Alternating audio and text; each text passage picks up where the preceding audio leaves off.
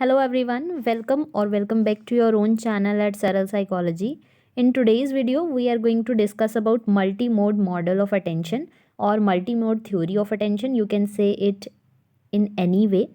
And जो ये वाला मॉडल है ये थ्योरीज ऑफ अटेंशन का लास्ट थ्योरी है, ठीक है।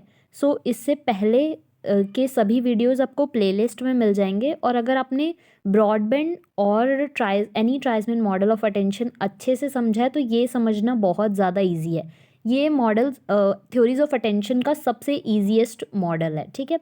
सो वीडियो को स्टार्ट करने से पहले हम एक बार स्कीमा थ्योरी का रिकैप करेंगे, ठीक है। स्कीमा थ्योरी ही देखेंगे, ठीक है। सो मल्टीमोड मॉडल को अभी हम थोड़ी देर के लिए रोककर सबसे पहले एक बार स्कीमा थ्योरी का रिकैप करेंगे, ठीक है। सो स्कीमा थ्योरी हमें ये बताती है, ठीक है। स्कीमा थ्योरी का क्या कहना है कि एनवायरनमेंट में जितनी भी चीज़ें प्रेजेंट होती हैं, जितने भी तरीके के स्टिमुलस प्रेजेंट होते हैं, उन स्टिमुलस को हम अपने ब्रेन में लेते हैं उन पर फोकस करके, ठीक है। हम किसी भी स्टिमुलस पे फोकस करेंगे वो हमारे ब्रेन में चला जाएगा, ठीक है। स्कीमा थ्योरी का ये कहना है कि वहाँ पर कोई भी अनअटेंडेड, कोई भी अनवांटेड मैसेज नहीं जाएगा। जिन चीज़ों पे हम फोकस करना चाहते हैं वो हमारे अटेंशन, हम उस पर फोकस पे करेंगे और वो हमारे ब्रेन में चला जाएगा। जो भी चीज़ें हमने जिस पर फोकस नहीं पे किया है वो चीज़ें हमारे ब्रेन में नहीं जाएंगी, इनका ये कहना था, ठीक है। बट ऐसा नहीं होता है, कई बार हम कुछ चीज़ों पर फोकस नहीं करते हैं फिर भी वो चीज़ें हमारे अनकॉन्शियस माइंड में रह जाती हैं, ठीक है। तो सबकॉन्शियस माइंड में रह जाती हैं, तो ये चीज़ को एक्सप्लेन नहीं कर पाए थे, जिसकी वजह से स्कीमा थ्योरी की वजह से जो अल्रिक है उनका बहुत ज़्यादा क्रिटिसिज्म हुआ था इस वजह से, ठीक है। सो यहाँ पर क्या कहना है स्कीमा थ्योरी का, अल्रिक ने ये स्कीमा थ्योरी दी थी जो कि हमने लास्ट वीडियो में यही चीज़ डिस्कस की थी। सो इनका कहना है कि this theory try to says that the information which we want is process हो जाती है वो इन्फॉर्मेशन जो हम चाहते हैं हमारे दिमाग के द्वारा, जब हम उस पर अटेंशन पे करते हैं उस स्टिमुलस पर जिन भी अनवांटेड और अनअटेंडेड मैसेजेस पर हम अटेंशन पे नहीं करते वो हमारे ब्रेन में नहीं जाते और हम उनको परसीव नहीं करते। ये पर्टिकुलरली इस थ्योरी का कहने का मतलब है, ठीक है। Things which we don't pay attention, जिन चीज़ों पर हम अटेंशन पे नहीं करते वो हम परसीव नहीं करते, हमारा ब्रेन उसे नहीं लेता है, ठीक है। Those things which we pay attention, जिन चीज़ों पर हम पे करते हैं अपना अटेंशन, जिन पे हम फोकस पे करते हैं, वही चीज़ें सिर्फ हमारे ब्रेन के द्वारा जो है वो प्रोसेस होती है और हमारे ब्रेन में जाती हैं, ठीक है। और बाकी चीज़ें जो हैं उसको ये कंसीडर ही नहीं करता। स्कीमा थ्योरी कहती है कि उसको ब्रेन कंसीडर ही नहीं करता कि वो चीज़ें वहाँ प्रेजेंट हैं, ठीक है। बट ऐसा नहीं होता है, ठीक है, इसलिए इनका बहुत ज़्यादा क्रिटिसिज्म हुआ था। आप इस बात को इस तरीके से समझ सकते हो कि आप एक पर्टिकुलरली किसी मार्केट में गए हो, ठीक है। आपके 4 फ्रेंड्स और मार्केट में आए हैं, ठीक है। बट आपको वो 3 ही फ्रेंड्स मिले, ठीक है। आपने जब उनको ढूंढना शुरू किया अपने फ्रेंड्स को मार्केट के अंदर, ठीक है, तो आपको वो 3 फ्रेंड्स मिले, ठीक है। 4th फ्रेंड आपको नहीं मिला, ठीक है। लेकिन इसका मतलब ये तो नहीं है कि वो चौथा जो आपका फ्रेंड है वो मार्केट गया ही नहीं, ठीक है। वो मार्केट गया था, ठीक है, लेकिन आप उसे नहीं देख पाए, आपको वो नहीं मिला, ठीक है। आपको 3 ही फ्रेंड मिले। तो स्कीमा थ्योरी कहती है कि जिस चीज़ को हम नहीं देखते हैं, जिस चीज़ को हम नहीं जानते हैं, वो चीज़ों को हम परसीव नहीं करते हैं, ठीक है। स्कीमा थ्योरी का ये एक बड़ा ड्रॉबैक था, ठीक है। यहाँ पर जो नोट है वो है attention could be a system, ठीक है, where what we perceive is processed. Attention जो है, स्कीमा थ्योरी क्या कहती है कि अटेंशन जो है वो एक सिस्टम की तरह है, ठीक है, जिसमें हम जिस चीज़ पर फोकस करेंगे वही हमारे सिस्टम, हमारे ब्रेन में प्रोसेस होके जाएगा। जिन भी चीज़ों पर हम फोकस नहीं करेंगे वो हमारे ब्रेन में प्रोसेस होके नहीं जाएगा, उनको हम परसीव ही नहीं करेंगे, उनको हम ध्यान ही नहीं देंगे, ठीक है। एक और एग्जाम्पल इसको साबित करने के लिए इन्होंने दिया था कि एक ग्रुप ऑफ पीपल थे, ठीक है, वो लड़ाई कर रहे थे, आपस में फाइटिंग कर रहे थे। तो वहाँ पर एक मैन जो भालू के कपड़े पहन के, ठीक है, बियर सूट पहनकर वहाँ पर गया, बट किसी ने भी उसको नोटिस नहीं किया, किसी ने भी उसको फोकस नहीं किया, क्योंकि सब लोग जो है वो लड़ाई करने में बिजी थे।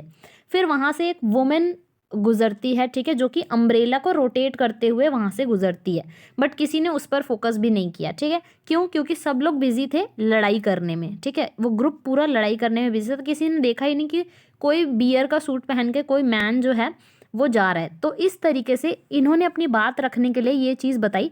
बाद में जब लड़ाई ख़त्म हो गई तो उन लोगों से पूछा गया कि आपने किसी को बियर के कपड़े पहनते हुए यहाँ से गुजरते हुए देखा, तो उन लोगों ने बोला नहीं, हमने नहीं देखा, ठीक है।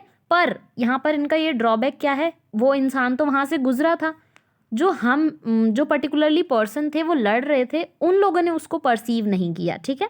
लेकिन पर्सन तो वहाँ मौजूद था ना। लेकिन स्कीमा थ्योरी ये कहती है, स्कीमा थ्योरी ये कहना चाहते हैं अल्रिक कि जो भी चीज़ें हम परसीव नहीं करते हैं उसका मतलब वो चीज़ें वहाँ प्रेजेंट नहीं है, वो हमारे ब्रेन में जो है नहीं जाएंगी, ठीक है। उस चीज़ को हम इग्नोर करेंगे पूरी तरीके से, बाकी जिस चीज़ पे हम अटेंशन पे करेंगे वही चीज़ें सिर्फ हमारे ब्रेन में जाएंगी, ठीक है।